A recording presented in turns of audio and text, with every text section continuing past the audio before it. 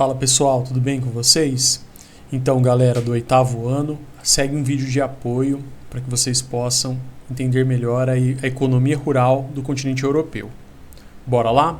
Acompanhem com a apostila, vocês podem ir grifando as partes que eu for destacando e principalmente fica com um caderninho do lado para fazer as anotações dos temas principais. Então, a primeira coisa a destacar é que o continente europeu é um continente muito desenvolvido. Então vocês sabem que é um continente desenvolvido e que já se industrializou há muito tempo.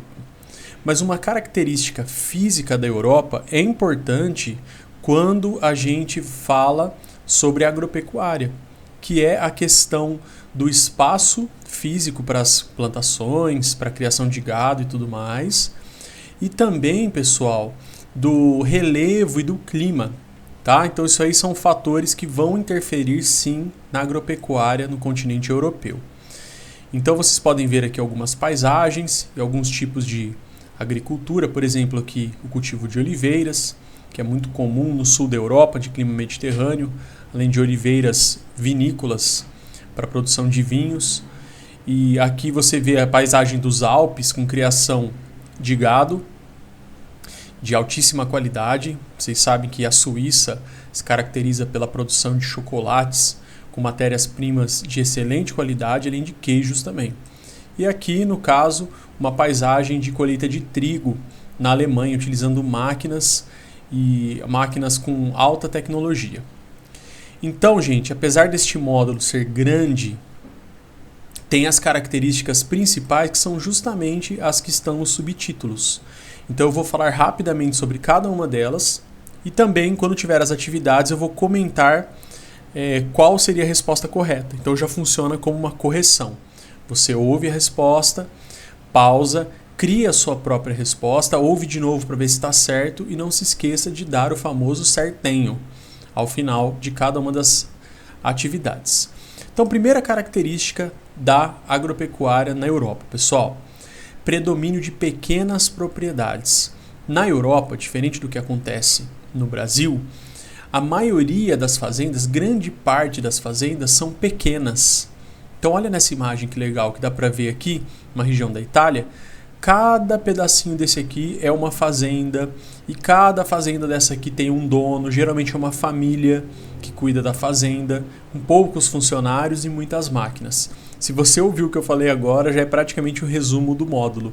Pequenas fazendas criadas, cuidadas pelos donos, próprios donos, com poucos funcionários. E já vem logo de cara a nossa primeira atividade. Olha só, na União Europeia são consideradas de grandes dimensões as propriedades acima de 100 hectares. A tabela mostra que esses estabelecimentos rurais concentram a maior parte das terras agrícolas do bloco. Parece contradição com o que eu acabei de falar aqui em cima, que tem muitas fazendas pequenas. Na realidade, são muitas pequenas propriedades, mas as propriedades que são grandes são muito grandes. Elas acabam ocupando, olha aqui que legal, ó. As médias e grandes propriedades representavam apenas 20% das unidades produtivas.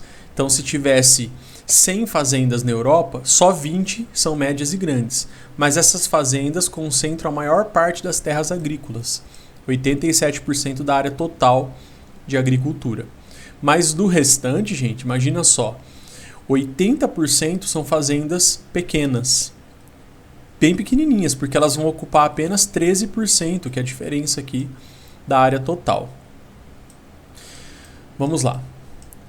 Sabendo que tem então essa distribuição de terra, que tem grandes fazendas e tudo mais, vem a pergunta: você sabia que no Brasil a distribuição de terras ela é muito desigual? Também. Após discutir o assunto, e eu já vou adiantar aqui para vocês, esta grande concentração de terras nas mãos de poucos fazendeiros acarreta conflitos na Europa semelhantes aos conflitos que acontecem aqui no Brasil? A resposta é não. Lá no continente europeu, os conflitos pela terra não são semelhantes aos que ocorrem aqui no Brasil. Aqui uma desigualdade tremenda na distribuição de terras e a ausência da reforma agrária, que seria o governo comprar algumas terras e distribuir ali, vender para pessoas que gostariam de ter a terra para cultivar alimentos, por exemplo. Nós não vamos entrar nesta questão que é um tanto quanto polêmica. Mas na Europa, diferente do Brasil, os conflitos pela terra eles não ocorrem desta forma que ocorrem aqui no nosso país. Lá, quem vive no campo tem uma ótima qualidade de vida e os pequenos proprietários eles têm uma renda per capita bastante elevada. Além disso, pessoal, há muitas condições favoráveis para os trabalhadores nas áreas urbanas. Então, não tem um grupo muito grande de pessoas mobilizadas e sem terra querendo lutar pela posse da terra e tudo mais. O governo até dá um subsídio, uma ajuda lá no continente europeu aos agricultores. Então, esta é a resposta, você pode resumir, escrever da sua forma. Primeira característica, muitas fazendas pequenas. Segunda característica, elevado grau de mecanização. Lá na Europa, gente, desde a Revolução Industrial, só vem aumentando a quantidade de máquinas, tanto nas indústrias, mas também muito no campo. Olha só essa evolução aqui, gente, da força mecânica empregada no campo de 2000 para 2030. Foi de 35% para 55%. Tem diminuído a área cultivada manualmente e também pelos animais, e aumentado a área cultivado pelas máquinas, 55%. Isso varia de país para país. Vocês podem ver que alguns países, como a Hungria, a Romênia, a Bulgária, eles têm, assim, são bastante, tá? Mas comparado aos outros, eles têm poucos tratores e colheitadeiras para cada 1.000 hectares de terra. Compensação na França, na Alemanha e principalmente na Bélgica e na Holanda, a quantidade de tratores a cada 1.000 hectares é muito alta. Olha só, no caso da Holanda, 154 tratores e 9 colheitadeiras a cada 1.000 hectares de terras cultiváveis. A regra é a seguinte, então. Em geral, países mais desenvolvidos economicamente, mais ricos, possuem mais tratores. E os países que estão normalmente do leste europeu, um pouco menos desenvolvidos, que eram socialistas no passado, ainda não têm tantos tratores e ainda usam bastante a mão de obra humana na produção. Tudo bem até aqui, pessoal? Vamos lá, atividade 2. Fala sobre a União Europeia, chamava antigamente Comunidade Econômica Europeia, hoje chama União Europeia. E olha só o que aconteceu. O ministro da Agricultura e Desenvolvimento Rural e Florestas da União Europeia, ele falou o seguinte, ó. Estava tendo uma entrevista ali e ele falou o seguinte: Portugal passou de uma agricultura medieval para uma agricultura que hoje compete bem com as superpotências agrícolas. Foi um enorme esforço de ajustamento estrutural que fizemos, teve custos, mas o saldo é muito positivo. A pergunta é a seguinte, pessoal: o que o ministro quis dizer ao citar uma agricultura medieval? Pausa o vídeo. Pensou? Legal. Ó. A agricultura medieval, ele está querendo dizer que é uma agricultura antiga, ultrapassada, arcaica, com técnicas ultrapassadas, com muita mão de obra manual. Quando Portugal passou por todas essas reformas, esses esforços que ele falou ali, estruturais, eles começaram a investir cada vez mais na mecanização agrícola, tornando a agricultura de Portugal muito mais moderna. Então ele quis dizer com a agricultura medieval uma agricultura antiga, ultrapassada, arcaica, com técnicas ultrapassadas, utilizando ferramentas que são utilizadas há muitos anos, desde a época medieval. Vamos recapitular. Primeira característica, muitas fazendas pequenas. Segunda característica, elevado grau de mecanização do campo. Terceira característica, redução do uso de mão de obra rural, que tem tudo a ver com a segunda característica.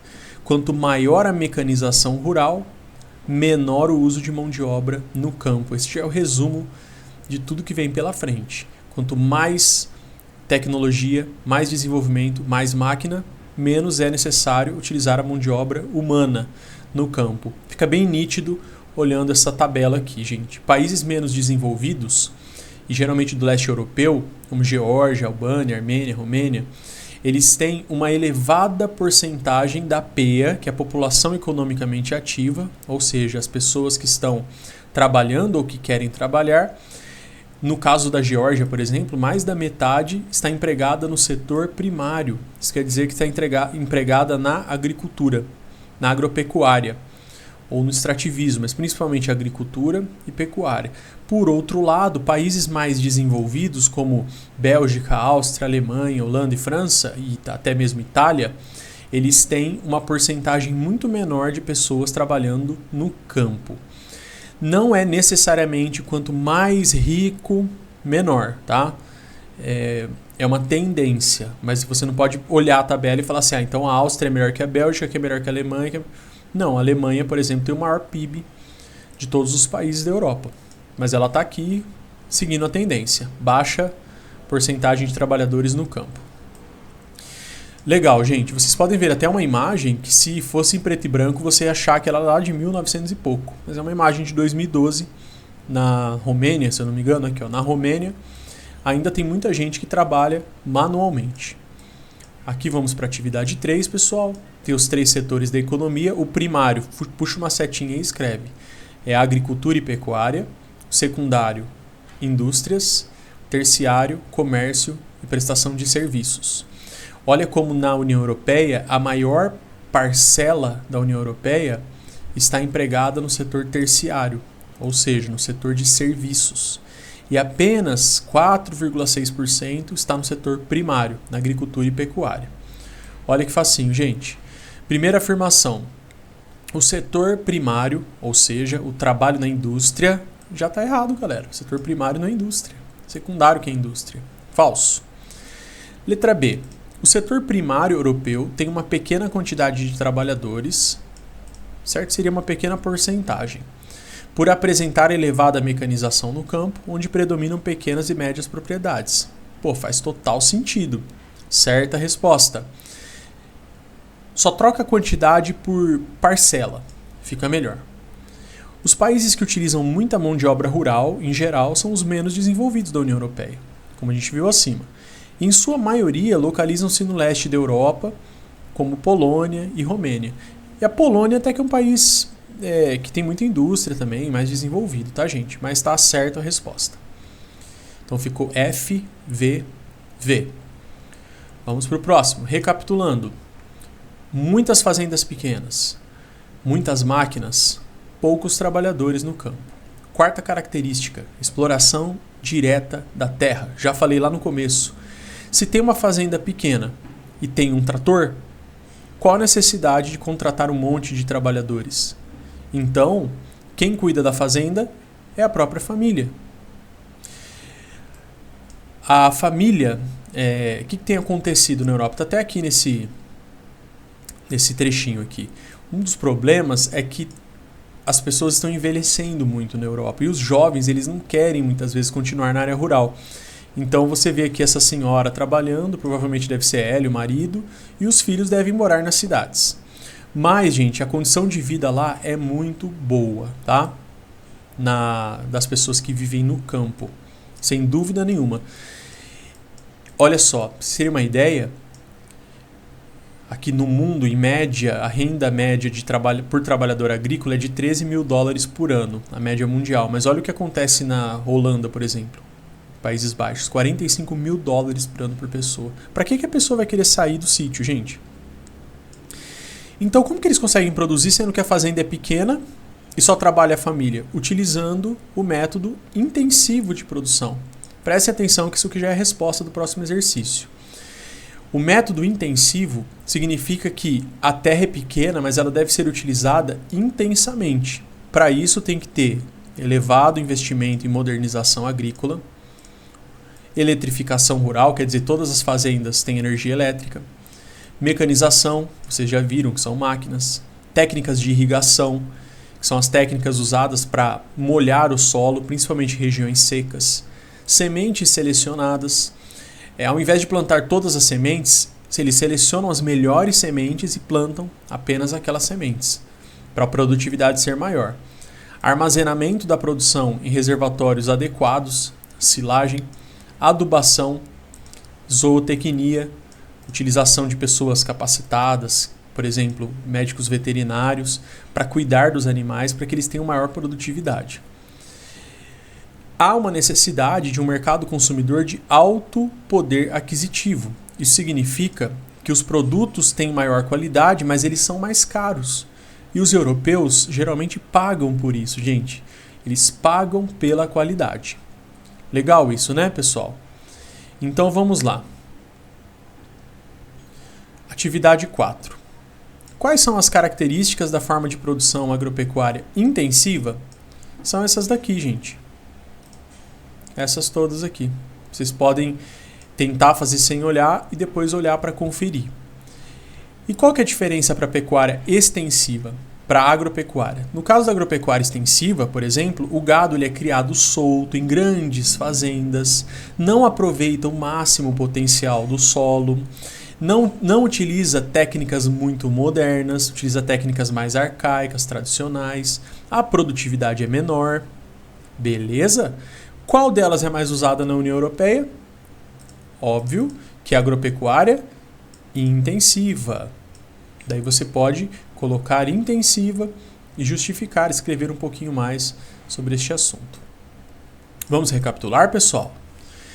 Muitas fazendas pequenas, muitas máquinas, poucos trabalhadores no campo, a própria família trabalha e trabalha usando o solo de forma intensiva. Pequena parcela do PIB. Nós já vimos isso lá em cima, vamos ver novamente. O PIB é o Produto Interno Bruto. É tudo que é produzido em um ano dentro de um país. Se vocês olharem aqui nos países europeus, em geral, a maior parte do PIB ela não vem do setor primário. Pode perceber, ó. A maior parte do PIB ela vem do setor terciário e também do secundário, mas principalmente do terciário. Ainda assim, dá para ver uma diferença. Países mais desenvolvidos, como Bélgica, Alemanha, não chega nem 1% do PIB que vem do setor primário da agropecuária. Certo, pessoal? Vamos lá. Apesar disso, gente, não podemos esquecer que o PIB desses países é muito grande. Tem até escrito isso aqui na apostila. Ó. Isso não significa que a agropecuária seja um setor econômico sem importância. Ela é muito forte, inclusive, em muitos países da Europa. Atividade 5. Aqui tem um gráfico mostrando os principais destinos das exportações do agronegócio no mundo. Do Brasil, ó. Brasil para o mundo. Olha o tanto que o Brasil exporta para a União Europeia. Todos os outros países estão aqui. Aí tem China, bastante, Estados Unidos, Rússia, Japão, mas olha a parcela das exportações brasileiras que vão para a União Europeia. É muito grande, gente. Então, qual é a participação relativa da União Europeia em comparação com o total? 26%, né? Aproximadamente um quarto, mais ou menos, de tudo que o Brasil exporta vai para a União Europeia. Podemos dizer que a União Europeia é autossuficiente na produção agrícola? Gravem bem essa palavra, pessoal. A resposta é não. Autossuficiente é quando você produz tudo o que você precisa. A União Europeia não produz. A prova é que ela precisa importar. E importa muito, por exemplo, do Brasil. Então vocês podem justificar isso aqui. Beleza, pessoal? Olha, até aqui foram as características. Agora a gente vai ver as principais produções e seus produtores. O grande destaque, gente, lá da União Europeia é a França. Ó. A França é o grande destaque. A Alemanha também é muito forte e a Itália também. Então, se você juntar França, Alemanha e Itália, juntos eles compõem quase metade da riqueza gerada por toda a União Europeia quando o assunto quando o assunto é agricultura e pecuária. Então você pode dar uma olhadinha aqui nesses gráficos, tá? Provavelmente na nossa prova eu vou explorar os gráficos de uma maneira quantitativa e levando vocês a algum raciocínio. Então eu aconselho que vocês deem uma olhada e entendam. Por exemplo, aqui, ó, 33% de todas as terras agrícolas da Europa são usados para pastos permanentes e 32,6% para cereais. Saber interpretar o gráfico, gente, isso é muito importante. Aqui tem a explicação, que eu quero que vocês leiam, que que vocês grifem com bastante atenção, principalmente quais são os produtos. Fala os cereais, fala os principais produtos, fala o que são culturas permanentes e também os principais produtos, e fala o que são pastagens permanentes e plantadas e os principais produtos. Isso aqui é uma tarefa importante que você deve fazer. Bom, mais uma vez aqui nós vemos que o destaque está para a França, ela aparece como o maior produtor em quase todos os produtos, e também vai aparecer bastante a Alemanha, a Itália, vai aparecer várias vezes aqui na tabela. Um dos produtos mais importantes do continente europeu são os produtos que são produzidos no sul da Europa, de clima mediterrâneo. O verão é muito seco, então tem que utilizar irrigação, e no inverno chove um pouquinho. Esses são produtos como olivas, que eu já falei para vocês, e uvas vinícolas. Agora, como a Europa é uma região de clima temperado, cereais se dão muito bem no continente europeu. Trigo, milho, cevada, como vocês podem ver. Legal. Deixa eu ver se tem mais alguma coisinha aqui para destacar para vocês. Subsídios agrícolas eu já expliquei naquele vídeo que vocês têm de apoio também, que eu passei numa das aulas nossas, que é um vídeo da série sobre Europa. É o vídeo que fala aspectos humanos e econômicos do continente europeu. Tá? Vocês podem rever, eu explico certinho o que são subsídios. Vem aqui a atividade 6 e diz o seguinte: as marcas permanecem nos nossos genes e parecem comprovar que o movimento migratório veio pelo Mediterrâneo, com um pequeno grupo de antepassados do Oriente Médio que chegou primeiro à Península Itálica, misturou-se com autóctones, que são pessoas que já viviam lá, e só depois se dirigiu para a costa, para o oeste. Ali, na Península Ibérica, este grupo voltou a misturar-se com populações locais e iniciou-se um processo que substituiu, agora começa a ficar importante, a cultura dominante pela revolução da agricultura e domesticação de animais. Esse é o ponto central do texto. Apesar do mesmo ponto de partida, o Oriente Médio, este grupo é diferente do que se deslocou por terra para o resto da Europa. E é diferente em várias coisas, desde os meios marítimos, usados para invadir o território, até a rapidez da expansão. Fique tranquilo que agora vai ficar mais fácil de entender. O texto trata da origem dos primeiros imigrantes a chegar à Europa, em uma região propícia ao cultivo de certos produtos agrícolas, que atualmente são muito importantes para o mercado internacional. Identifique esta região a qual o texto se refere e cite quais são os gêneros agrícolas cultivados, relacionando-os com o clima da região. Facinho, pessoal. Fala da Península Ibérica, principalmente o sul da Península Ibérica, da Espanha e Portugal. Sul da Península Ibérica, Espanha e Portugal. O clima da região é o clima mediterrâneo. E os gêneros agrícolas são oliveiras, para a produção de azeitona, azeite, o azeite português e espanhol são muito famosos. Uvas, para a produção de vinhos. Então são os principais produtos agrícolas de clima mediterrâneo. Legal, pessoal? Bom, o restante aqui, vocês têm os testes, eu quero que vocês tentem fazer com bastante atenção, que eu vou deixar um gabarito para vocês acessarem, tá? Aqui os testes. E o em casa, fiquem tranquilos que o em casa é só um complemento e a gente vai falar dele em outra aula. Mas eu vou deixar o gabarito dos testes e do em casa para vocês também terem acesso. Eu aconselho que devagarzinho vocês vão fazendo esses exercícios para se preparar melhor para a nossa prova. Tudo bem, pessoal? Valeu! Nos vemos aí na nossa próxima aula. Até mais!